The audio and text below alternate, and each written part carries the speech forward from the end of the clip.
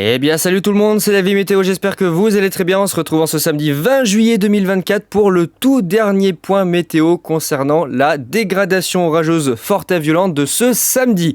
Je vais donc reprendre avec vous ce matin les toutes dernières prévisions des modèles à maille fine, les dernières alertes météo et finalement voir que la situation n'a pas tellement changé par rapport à ce qu'on disait hier, c'est-à-dire que c'est toujours autant le bordel au niveau des modèles concernant la localisation et l'intensité de la dégradation, concernant la chronologie et surtout sur, on va dire, le fait qu'on pourrait avoir potentiellement 2 salves d'orage entre la fin d'après-midi et la nuit prochaine. Pour commencer, je vais débuter avec ici Kéronos, sur lequel je n'aurais absolument pas parié le déclenchement d'un risque d'orage violent, puisqu'ils se sont abstenus sur les dernières dégradations depuis le 29 juin dans le nord-est de la France, de mettre des risques d'orage violents. Donc oui, aujourd'hui, enfin, Kéronos nous ont pondu un risque d'orage violent sur le centre du pays, et plus particulièrement le Massif central et les abords de la Bourgogne, avec, effectivement, des orages violents qui vont se déclencher de ce côté-là. Alors, je vais quand même me permettre de faire quelques petits ajustements pour la simple et bonne raison. Le zonage fort, il est bon, je leur accorde, effectivement, quoique peut-être ils auraient pu partir un peu en direction des Hauts-de-France. Bon, ça c'est pas sûr, mais au global, pour moi le zonage fort, il est bon. En revanche, je vais vous expliquer pourquoi le zonage violent il aurait pu être un tout petit peu plus étendu.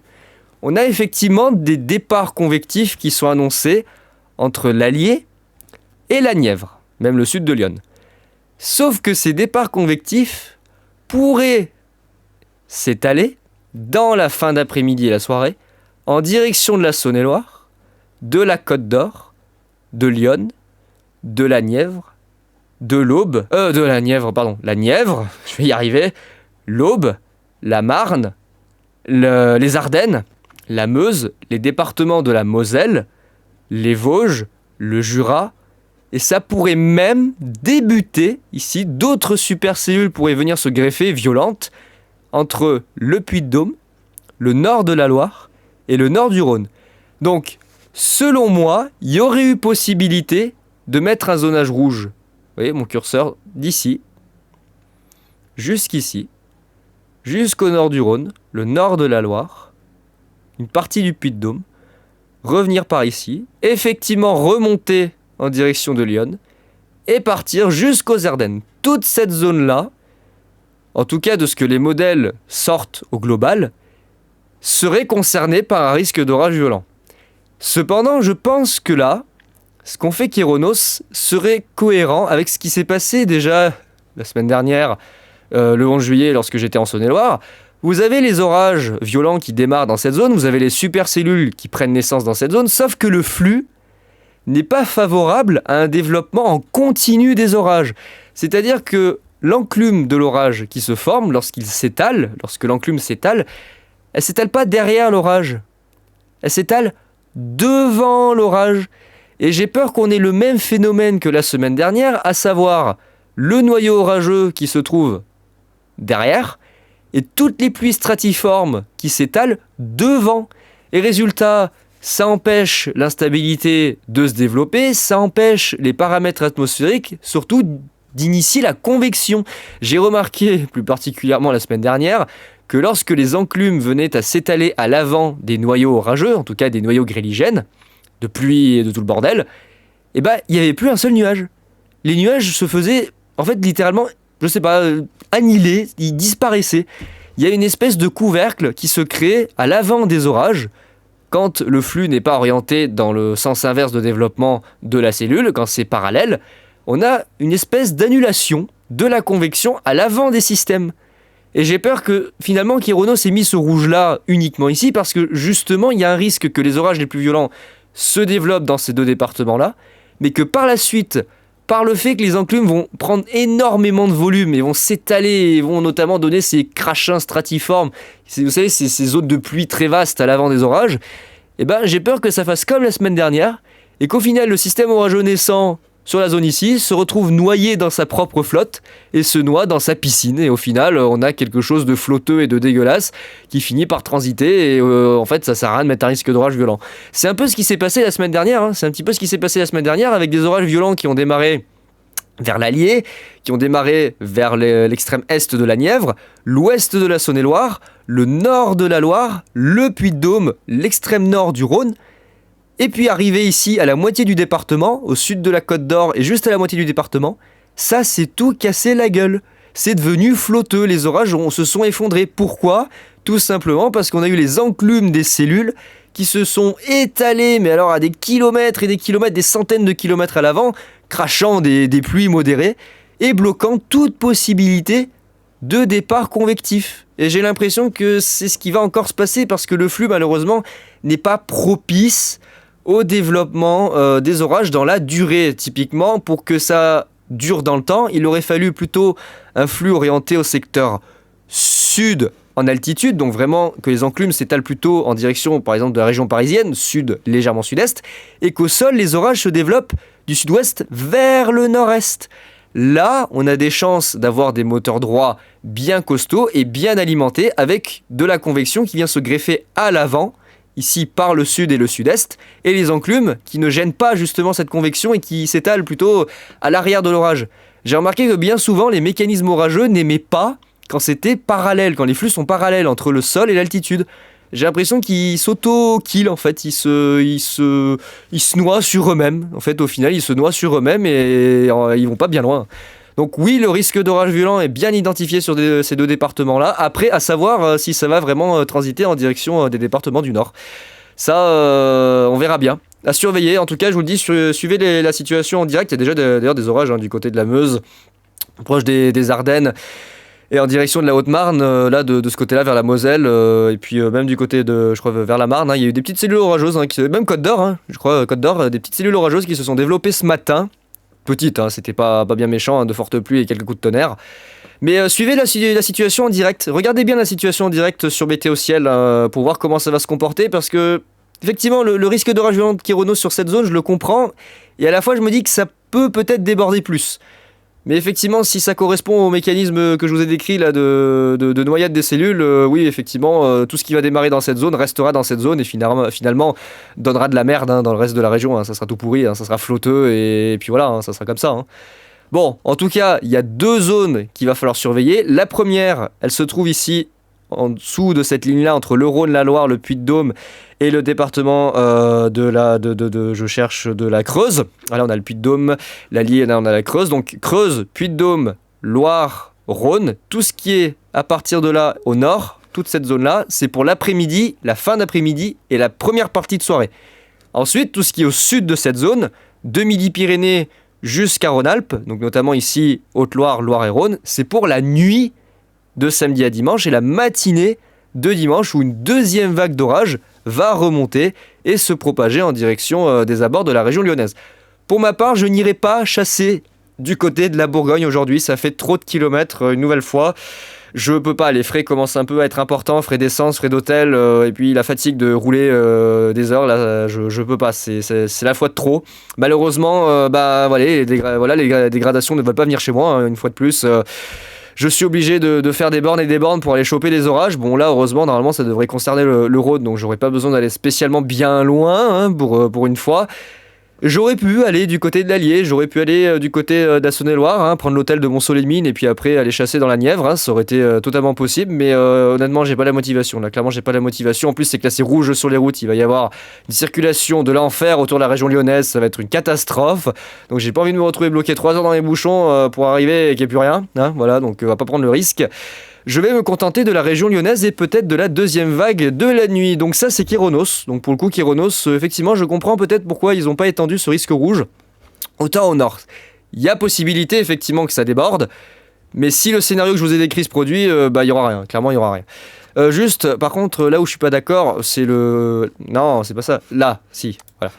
Là où je suis pas d'accord, c'est la probabilité d'activité foudre. Alors là, par contre, 30 à 45%, je ne suis absolument pas d'accord, vu les doses de MUCAPE qui vont être présentes au niveau du sol, et même, ne serait-ce que l'instabilité dans l'environnement et les paramètres atmosphériques, il y aura une très très forte activité électrique. Alors surtout dans cette zone ici au niveau de l'Auvergne et de la Bourgogne, entre le Puy-de-Dôme, le nord de la Loire, le nord du Rhône, l'Allier, la Nièvre, la Saône-et-Loire, la Côte d'Or et jusqu'au sud de Lyon. Là, ici, dans cette zone-là, par contre, vous avez une probabilité, selon moi, de foudre intense qui est même supérieure à 60%. Pour moi, vous avez risque max. Là, je suis pas bien d'accord, Kéronos, sur ça. Je pense que vous auriez dû jouer la carte du risque maximal pour l'activité foudre. C'est ce qui est, en tout cas, c'est ce qui est envisageable et c'est ce qui est prévu par les modèles qui prévoient, en tout cas, l'activité électrique telle que CEP ou ICON D2. Avec sûrement une très très forte activité, des cellules très électriques, très très très électriques. Alors à voir si ça sera noyé parmi les rideaux de grêle et de flotte et de vent qu'il y aura. Mais très très grosse activité électrique à craindre de ce côté-là. Voilà, donc pour Kéronos, ils s'en sortent plutôt bien. Enfin, ils ont sorti le violent, j'ai envie de vous dire.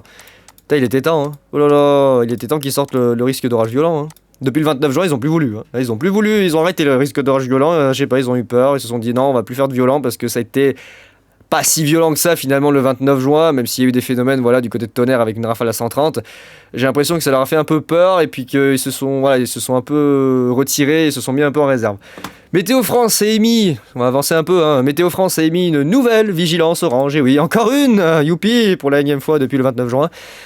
Avec encore une fois la Haute-Loire, le Puy-de-Dôme, la Loire, le Rhône, la Saône-et-Loire, l'Allier, le Cher, la Nièvre, la Côte d'Or, Lyon, l'Aube, la Haute-Marne, la Meuse, la Marne et les Ardennes. Et peut-être dans les prochaines heures, la Moselle, la Meurthe-et-Moselle, les Vosges, la Haute-Saône. C'est possible que ces départements passent en vigilance orange. À voir si Météo France juge nécessaire d'étendre la vigilance orange. Pour l'instant, ils en ont peut-être pas parlé, je pense. Oui, si un amendement du niveau de la vigilance en bordure de zone actuellement balisée en orange reste possible. Donc quand ils disent amendement possible, c'est ces départements-là notamment, et peut-être, éventuellement, l'Aisne et le Nord. Je suis pas trop confiant de ce côté-là, puisque visiblement les dernières prévisions épargnent cette zone-là, qui pourtant était prévue. Alors à Rome, il nous fait des trucs mirobolants où il voit tout et puis il voit rien. Il est complètement à la ramasse, là ça va pas du tout. Hier, il voyait des orages monstrueux vers les Hauts-de-France avec 3 tonnes de flotte et c'était la fin du monde. Puis le lendemain, il voit presque plus rien. Non mais c'est à Rome, j'ai envie de vous dire, il est complètement à la ramasse, le pauvre. Mais la situation, la synoptique fait aussi que les modèles ont beaucoup de mal, je vais vous expliquer pourquoi. La perturbation, elle a une sale gueule, elle a vraiment une sale gueule. C'est pour ça que les modèles pédalent dans la choucroute. Ils ont beaucoup de mal à anticiper le déplacement de la dépression et surtout le déplacement en fait des flux. C'est là le problème, c'est que cette petite perturbation qui arrive est tellement faiblarde, elle a elle a une approche tellement particulière que les modèles ne savent même pas comment ça va se passer. Ils ont du mal à appréhender justement son comportement, c'est pour ça que c'est vite le bordel là, dans les prévisions. Donc nouvelle vigilance orange. Qu'est-ce que je vous dis, la énième vigilance orange depuis le 29 juin. Voilà. Ils ont rajouté le Rhône là récemment. Alors Rhône, Loire et Haute-Loire, vous avez été en vigilance orange pas mal de fois là, le mois de juillet, et je pense que vous avez dû vous demander ce qui se passait, puisqu'il n'y a jamais rien eu de ce côté-là, il n'y a jamais rien eu. Bon là pour aujourd'hui, sachez que c'est plutôt le nord de vos départements qui sont touchés. La région lyonnaise, ça sera plutôt pour la nuit. Le nord du Rhône et le nord de la Loire, Saint-Étienne-Lyon, faudra pas vous attendre avec des gros trucs de la mort qui tue cet après-midi, ça sera plutôt pour la nuit. Mais là, ça sera plutôt le nord des départements pour cet après-midi. Du côté de Roanne et le nord du Rhône qui seront touchés par des supercellules. Ça partira sûrement du centre de la Loire et ça remontera en direction de Mâcon, l'ouest de Mâcon, vers la Saône-et-Loire. Donc ouais, c'est pour ça. C'est pour ça que la vigilance orange, et puis en plus elle commence à partir de 19h. Ouais, 19h à peu près. Ouais, c'est ça, 18-19. Passant l'Allier, Puy-de-Dôme et la Loire, je crois qu'ils n'ont pas encore mis à jour le... Non, ils n'ont pas encore mis à jour parce qu'ils n'ont pas mentionné qu'ils ont rajouté le Rhône à 10h. Alors juste, qu'est-ce que ça donne sur les prévisions à MyFin? Parce que j'ai envie de vous les montrer, mais c'est tellement catastrophique. Voilà. Je vais quand même vous les montrer. Donc le modèle à Rome, voilà, des départs orageux qui partent du côté de la Creuse. Comme je vous l'ai dit, ça commence du côté de la Creuse, du côté du Puy-de-Dôme. Ça se propage vers l'Allier, ça part en direction de la Nièvre, du côté de la Saône-et-Loire. C'est pour ça que je vous ai dit que le risque d'orage violent, il y aurait possibilité qu'il soit étendu au-delà de ce que Kéronos annonce, avec possiblement des débordements jusque du côté de Lyon. Enfin, même Lyon c'est concerné par le risque d'orage violent, mais que le sud, ça pourrait déborder vers notamment la Saône-et-Loire. Ils auraient pu étendre le risque vers la Saône-et-Loire, le nord de la Loire, l'extrême nord du Rhône.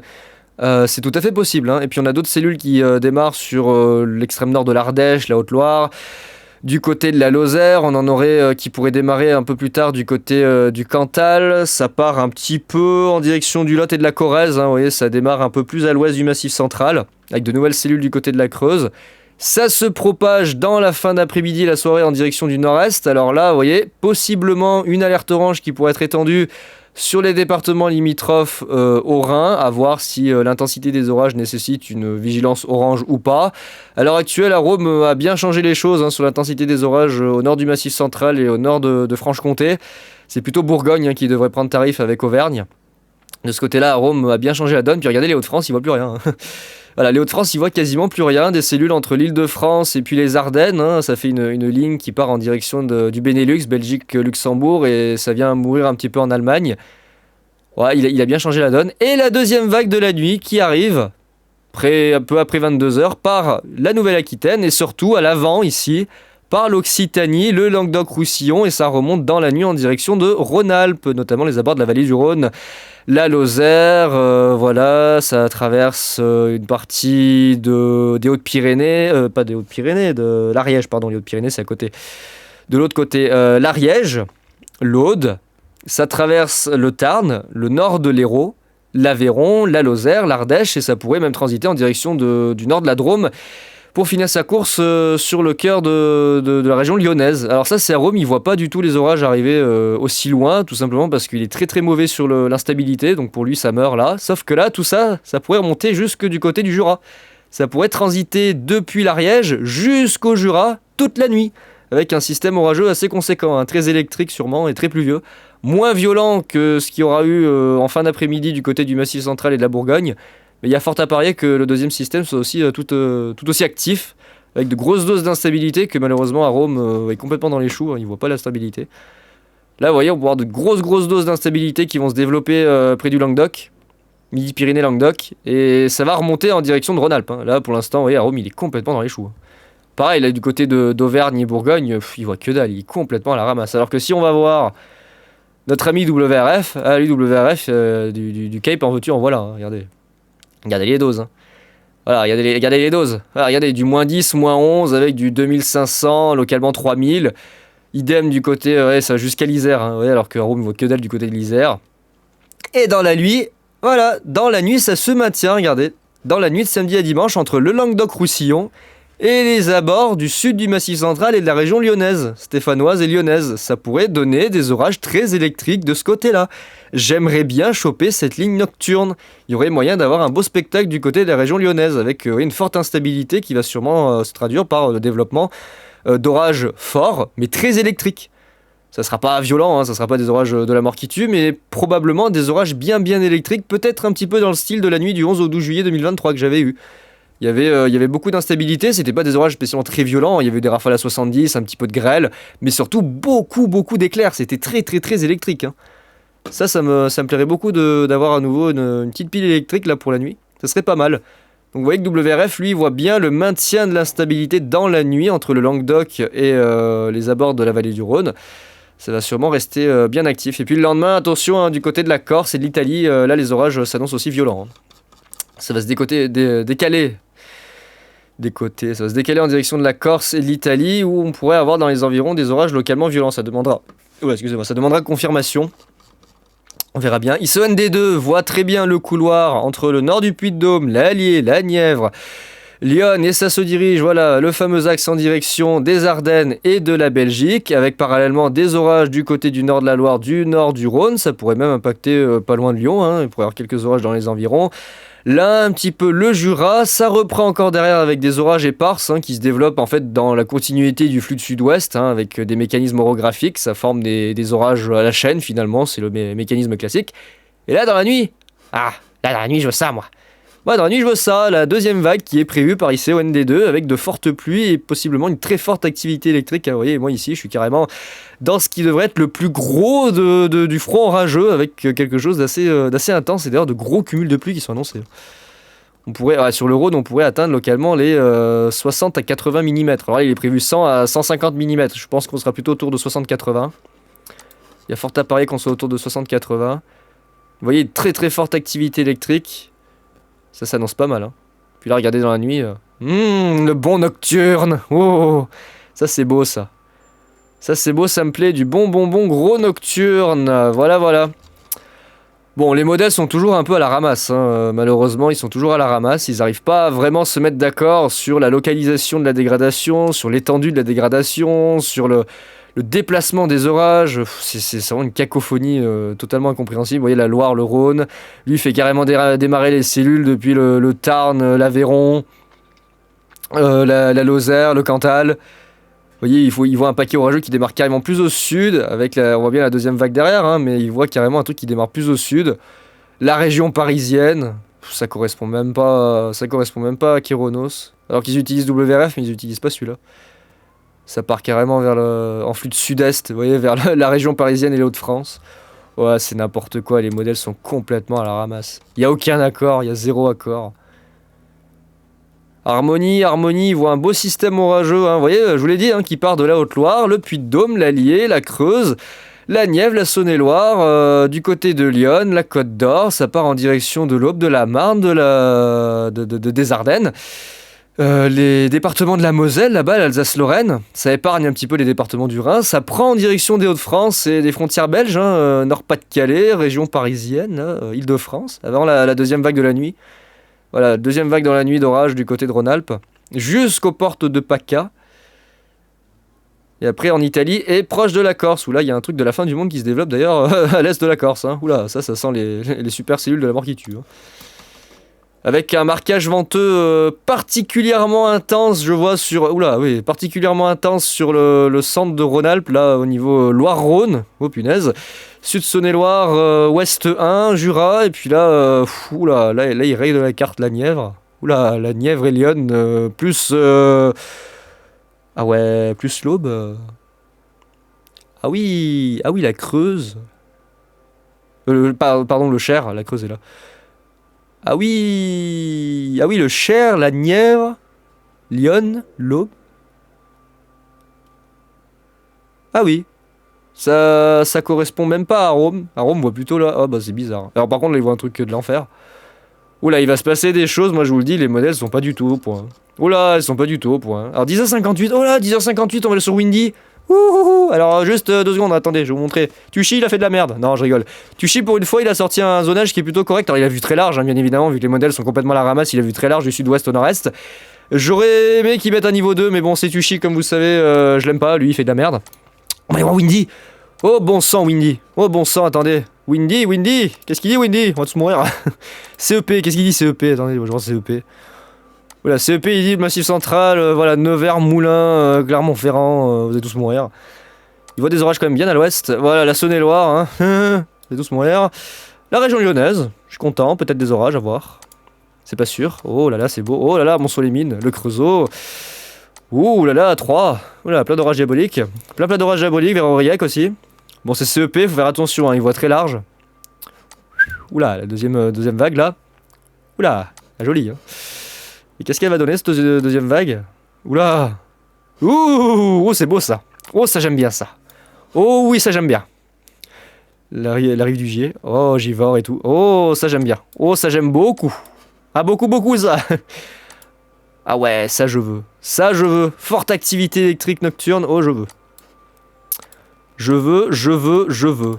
Et après, ça se poursuit dans la nuit. Ouais, youpi, regardez, nouvelle vague. Ouais, super, nouvelle vague d'orage. Entre Languedoc-Roussillon et Rhône-Alpes. Au top, pour la nuit. Bon, c'est CEP à prendre avec des pincettes. Et puis ensuite, l'Italie qui va prendre tarif. Hein, l'Italie va prendre très cher. Avec une partie de la Corse. Bon, néanmoins, c'est pas parce que CEP dit qu'il y a des orages de partout qu'il y en aura forcément de partout. Comme d'habitude, il faudra suivre en direct ce qui se passe. Hein, on n'a pas trop le choix de toute façon. Oh, je vois quoi là? Des petits orages encore? Ouais, localisés. Des petits orages localisés avant que je reprenne le boulot, le lundi 29. Voilà. Bon bah écoutez, moi je vais m'arrêter là pour ce dernier point. Il vous faudra surveiller la situation en direct, hein, parce qu'à mon avis, il va se passer des choses auxquelles on n'est pas forcément bien prêt. Déjà hier, regardez ce qui s'est passé du côté... regardez ce qui s'est passé hier. Voilà, regardez ce qui s'est passé hier du côté du Massif Central à l'ouest de Clermont. Regardez, Clermont-Ferrand est là. Regardez, à l'ouest de Clermont, il y a des communes qui ont reçu ici Bourg-Lastic et Messaix, je sais pas quoi là. Il y a des petits villages ici perdus qui ont reçu plus de 320 mm estimés. Hein. Après, je sais pas, il n'y a pas de station météo là-bas pour faire les relevés, mais il y a eu des écho-radars à 320 mm de cumulés sur la zone, hein, avec des supercellules qui se sont formées pendant des heures. Vichy a pris tarif. Alors c'est plus le sud de Vichy parce que les cellules se sont attardées, mais lorsque la cellule est remontée, Vichy a pris 104 km/h hier. Donc ouais, le risque modéré, là aussi les modèles l'ont complètement foiré, puisque c'était un risque fort, même localement violent, hein, au vu des cumuls de pluie qui ont été relevés, on était sur un risque localement violent. Bon, les modèles de ce côté-là ont complètement foiré. Hein. Au sud de Dijon, il y a une cellule qui s'est pris d'une folie et elle a déversé quasiment 100 mm aussi. La seule cellule, regardez, de la Côte d'Or. La seule cellule de toute la zone qui s'est dit, bah tiens, je vais me former là et je vais déverser quasiment 100 mm de flotte. Non, c'est des systèmes orographiques, hein, donc malheureusement on peut pas savoir où ça va se former. Ce que j'avais remarqué sur le satellite, c'est qu'il y avait des petits amas de cumulus qui se baladaient, et à certains endroits, alors essentiellement le Massif Central et ici sur la Côte d'Or, grâce à l'orographie, ça a développé des orages. Mais uniquement grâce à l'orographie, c'est-à-dire qu'on avait des mécanismes de formation typiques, avec le relief qui soulève la masse d'air chaude, qui forme les cumulonimbus, mais qui les alimente en continu, c'est-à-dire qu'on a un flux d'ouest qui alimente en continu les orages par le côté gauche. Vous avez ici le côté gauche de l'orage, donc l'avant de l'orage, pardon, qui est alimenté par de la convection encore et encore et encore. Et tant que vous avez un vent d'ouest, vous avez les cumulonimbus qui se forment les uns après les autres. Et c'est ce qui s'est passé hier ici à l'ouest de Clermont avec des orages très très très pluvieux, stationnaires avec des intensités absolument folles pendant 3 heures. Ça a donné plus de 320 mm. Donc ça, c'est des mécanismes malheureusement qui sont très compliqués à prévoir et qui restent très localisés. Hein. Vous voyez qu'à l'échelle de la France, bah voilà, hein, c'est concentré là. À l'échelle d'un département, regardez, à l'échelle d'un département, allez prévoir qu'il y avait 320 mm ici. Hein. C'est impossible. Même ne serait-ce que la Côte d'Or, allait prévoir 100 mm sur quelques kilomètres carrés. Ça relève du miracle. Là, on n'est pas Madame Irma. Oula, il y a de beaux orages là aussi, 200, 240 mm. Voilà, bah écoutez, c'est tout ce que j'ai à dire pour ce point météo, en tout cas pour ces dernières informations concernant les orages d'aujourd'hui. Il va falloir sûrement s'attendre à tout et n'importe quoi avec l'arrivée de la perturbation qui d'ailleurs, je trouve, a une sale gueule, hein. Vous voyez, elle a bien ralenti, la rotation est pas spécialement bien marquée, même si on a un flux de nord-ouest assez important derrière. Vous voyez, la mise en rotation de la dépression, finalement, c'est pas tellement bien faite, hein, par rapport à ce qui est annoncé sur les modèles. On a quelque chose de vraiment fouillis, bricolage. Hein. Là, c'est une dépression bricolage. Hein. Il n'y a pas vraiment quelque chose d'organisé, de bien construit. C'est un petit peu tout bordélique. On verra bien ce que ça donnera. Ah, là, on a regardez, les orages du côté... merde. La mer... j'ai perdu. Bon, elle me reviendra plus tard. Entre l'Italie et les pays, là. Vous avez l'anomalie d'hier qui a circulé de l'Espagne vers la France, qui a donné les orages hier matin dans le sud-ouest et qui a transité vers chez moi, empêchant la température. D'ailleurs, c'était bien agréable de grimper. Il a fait moins chaud que prévu et qui finalement redonne des orages là avec une petite rotation, là, un petit creusement. Et d'ailleurs, on a un front de rafale qui se déplace là en Italie, regardez. Hop, vous voyez cette espèce de petit arc nuageux là. Hop, c'est un front de rafale ça. Classique des orages violents, ça déclenche des ondes de choc en fait, c'est des ondes venteuses qui se propagent. Voilà. Bon, bah c'est tout ce que j'avais à dire concernant l'actualité météo de ce samedi. Merci pour les 2830 abonnés. Je suis absolument sidéré de voir le 2836. Hein. Le niveau d'audience de ma chaîne est absolument hallucinant, là, en l'espace de quelques heures. Hein. 5900 vues sur ma dernière vidéo avec 164 likes, c'est absolument délirant. Vraiment, audience record. J'approche les 3000 abonnés très très vite, plus vite que à quoi je m'attendais. Donc voilà, bon bah écoutez les amis, je vous dis à très vite, je vous balancerai peut-être des images si je pars en chasse, et puis écoutez, soyez très vigilants tout le monde sur la route des vacances, surtout que c'est classé rouge. Il y a fort à parier qu'il va y avoir des bouchons, donc du côté du Massif Central, soyez très vigilants sur la route puisque ça va donner de la grosse patate. Bon bah écoutez, j'ai plus qu'à vous souhaiter un bon week-end et on se retrouve très vite pour de nouvelles infos du temps. Allez, ciao tout le monde.